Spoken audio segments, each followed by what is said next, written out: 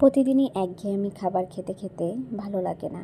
আমরা তো সবসময় মাছ মাংস খাই, কিন্তু মাঝে মধ্যে যদি শুটকি ভুনা হয় তাহলে কিন্তু মনে হয় যে ভাত এক প্লেট বেশি খাওয়া যায়।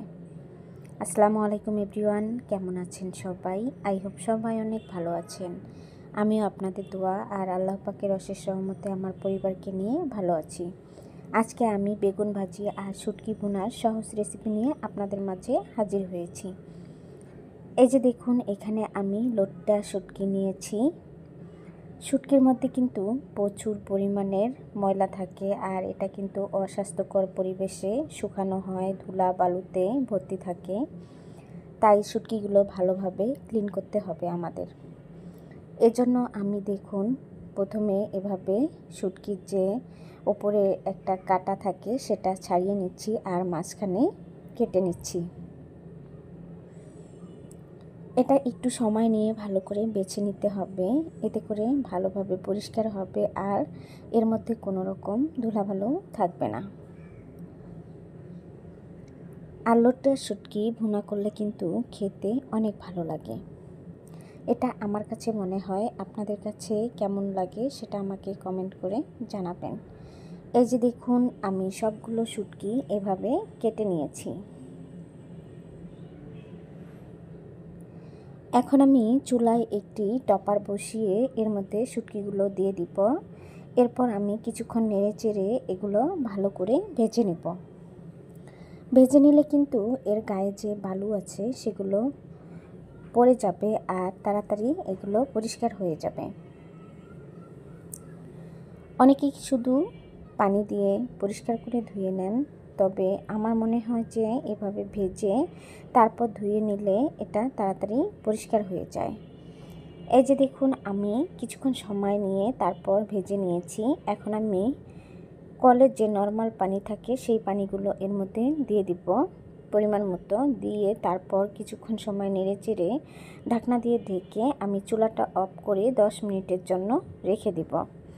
এতে করে এর ভিতরে যে ময়লাগুলো আছে সেগুলো সুন্দরভাবে ছেড়ে যাবে।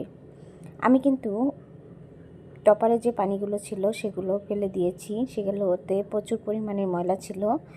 আর এই যে আবারও প্লেটে তুলে ভালো করে ধুয়ে নিচ্ছি। কয়েকটা ধোয়া দিয়ে তুলে নিয়েছি। দেখুন শুটকিগুলো পরিষ্কার হয়েছে, আর শুটকির গায়ে যে কালো একটা আবরণ থাকে সেটাও কিন্তু উঠে গিয়েছে। এখন আমি এরকম ছোট ছোট করে কেটে নিয়েছি। এখন চুলায় একটা টপার বসিয়ে এর মধ্যে দিয়ে দিব পরিমাণ মতো তেল। তেলের মধ্যে শুটকিগুলো দিয়ে দিব। এরপর আমি কিছুক্ষণ সময় তেলের মধ্যে নেড়ে চেড়ে ভেজে নেব। এখন অল্প পরিমাণের হলুদের গুঁড়া দিয়ে দিব। শুটকিগুলো নেড়ে চেড়ে ভেজে নিব। তারপর এর মধ্যে অল্প পরিমাণের লবণ দিয়ে দিব। এই শুটকিতে কিন্তু লবণ থাকে, সেজন্য লবণটা বুঝে শুনে দিতে হবে। লবণের পরিমাণটা বেশি হলে খেতে কিন্তু ভালো লাগবে না। আমি কিন্তু শুটকিগুলো ভেজে নিয়েছি, এখন আমি তুলে নেব। শুটকি এভাবে হলুদ দিয়ে ভেজে নিলে কালারটা অনেক সুন্দর হয় আর খেতে অনেক ভালো লাগে, আর এর মধ্যে থেকে কোনো রকম গন্ধ আসে না। আমি আগে থেকে পেঁয়াজ কুচি করে রেখেছিলাম, সেগুলো এর মধ্যে দিয়ে দিলাম। এখন দিয়ে দিব রসুন। রসুন আর পেঁয়াজের পরিমাণটা একটু বাড়িয়ে দিলে শুটকি ভুনাটা খেতে কিন্তু ভালো লাগে। আমার কাছে অনেক পছন্দের খাবারের মধ্যে অন্যতম একটা খাবার হচ্ছে শুটকি ভুনা। এখন একটু আদা রসুন বাটা এর মধ্যে দিয়ে তারপর ভেজে নিব, এতে করে কোনো রকম কাঁচা গন্ধ আসবে না। দেখুন আমার সবগুলো পেঁয়াজ রসুন ভেজে নেওয়া শেষ। এখন এর মধ্যে দিয়ে দিব মরিচের গুঁড়া। শুটকি ভুনাতে মরিচের পরিমাণটা একটু বাড়িয়ে দিলে খেতে ভালো লাগে, এই জন্য আমি মরিচের গুঁড়ার পরিমাণটা একটু বাড়িয়ে দিয়েছি।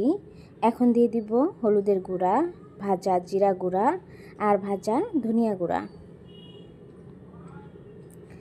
এরপর এর মধ্যে দিয়ে দিব পরিমাণ মতো লবণ। এখন সবগুলো উপকরণই কিছুক্ষণ সময় ভালো করে নেড়ে চেড়ে মিশিয়ে নেব।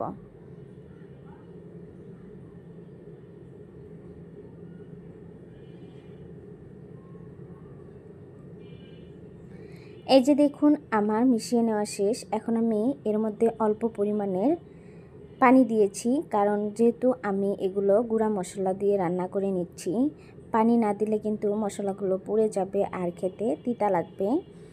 কিছুক্ষণ সময় নেড়ে চেড়ে আমি কষিয়ে নিয়েছি। এরপর ভেজে রাখা শুটকিগুলো এর উপরে দিয়ে দিলাম।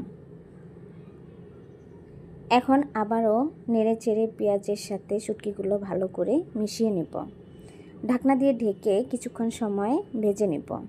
এই যে ফিরে আসলাম কিছুক্ষণ পরে। শুটকি ভুনার কালারটা কেমন হয়েছে সেটা আপনারা দেখেই বুঝতে পাচ্ছেন। এখন এর মধ্যে দিয়ে দিব পরিমাণ মতো পানি দিয়ে আমি 5 মিনিটের মতো ঢাকনা দিয়ে ঢেকে তারপর এটা মিডিয়াম আঁচে রান্না করে নেব। এভাবে শুটকি ভুনা করলে খেতে কিন্তু অসাধারণ লাগে। কয়েকটা কাঁচামরিচ এর মধ্যে দিয়ে দিলাম সুন্দর একটা ফ্লেভার আসার জন্য।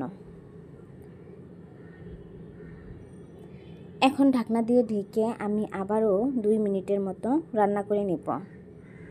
শুটকি ভুনাতে রসুনের পরিমাণটা বাড়িয়ে দিলে খেতে বেশি ভালো লাগে।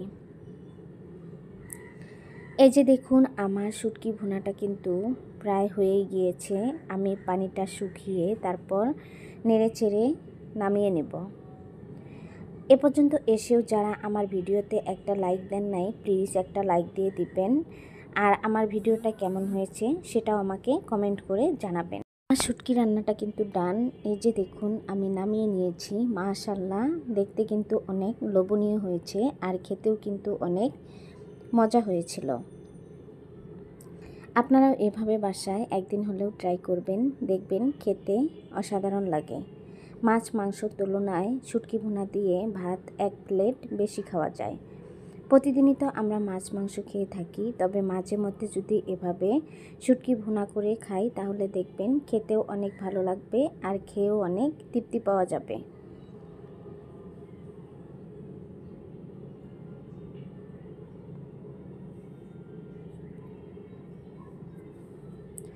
আমি আরেকটা রেসিপি আপনাদের সাথে শেয়ার করব। আশা করি এই রেসিপিটিও আপনাদের কাছে ভালো লাগবে। আমি প্রথমে একটা বড় সাইজের বেগুন নিয়েছি। দেখুন এখানে হাফ কেজির বেশি বেগুন আছে। এই বেগুনটা আমি ভালো করে ধুয়ে পরিষ্কার করে তারপরে যে এভাবে কেটে নিয়েছি। এভাবে মোটা করে কেটে নিয়েছি।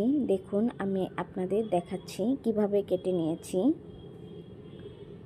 এখন আমি বেগুনের মধ্যে দিয়ে দিব পরিমাণ মতো হলুদের গুঁড়া, দিয়ে দিব পরিমাণ মতো মরিচের গুঁড়া, এখন দিয়ে দিব পরিমাণ মতো ভাজা জিরার গুঁড়া আর দিয়ে দিব অল্প পরিমাণের ধনিয়া গুঁড়া। এখন দিয়ে দিব পরিমাণ মতো লবণ। আর হ্যাঁ বন্ধুরা, এভাবে যদি আপনারা বেগুন ভাজি করেন দেখবেন তেলের পরিমাণটা অনেক কম লাগবে। অনেকেই দেখা যায় তেলের পরিমাণ বেশি লাগে দেখে বেগুন ভাজা খেতে চায় না। আসলে বেগুন ভাজি করতে গেলে তেলটা কিন্তু একটু বেশি দিয়েই ভাজি করতে হয়। এই জন্য কিন্তু আমি যে প্রসেসে বেগুনটা ভাজি করব সেটাতে তেলের পরিমাণটা অনেকটাই কম লাগবে।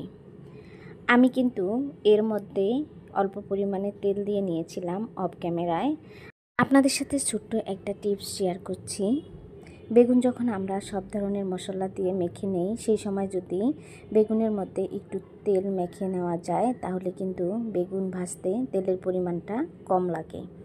একটি টপার বসিয়ে পরিমাণ মতো তেল দিয়ে নিয়েছি।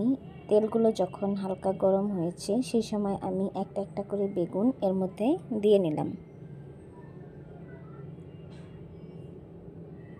বেগুনটা একটু বড় সাইজের ছিল দেখে সেজন্য কিন্তু আমি একবারে বেশি করে ভাজতে পারিনি। একবারে আমি 3টা দিয়ে নিয়েছি, বাকিগুলো আমি পরের ব্যাচে ভেজে নেব। এই যে দেখুন আমি ঢাকনা দিয়ে ঢেকে অল্প একটু সময় সিদ্ধ করে নিয়েছি। এক পাশে হয়ে গিয়েছে, আমি উল্টিয়ে দিয়ে অন্য পাশেও ভেজে নেব। গরম ভাতের সাথে বেগুন ভাজি হলে কিন্তু তেমন কিছু লাগে না। আমি বেগুনগুলো উল্টিয়ে পাল্টিয়ে ক্রিস্পি করে ভেজে নিব।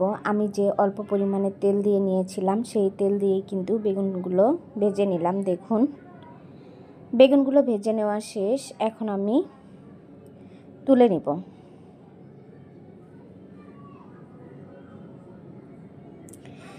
এখন দ্বিতীয় ব্যাচের বেগুনগুলো আমি দিয়ে নিব আর একইভাবে বাকিগুলো ভেজে নিব।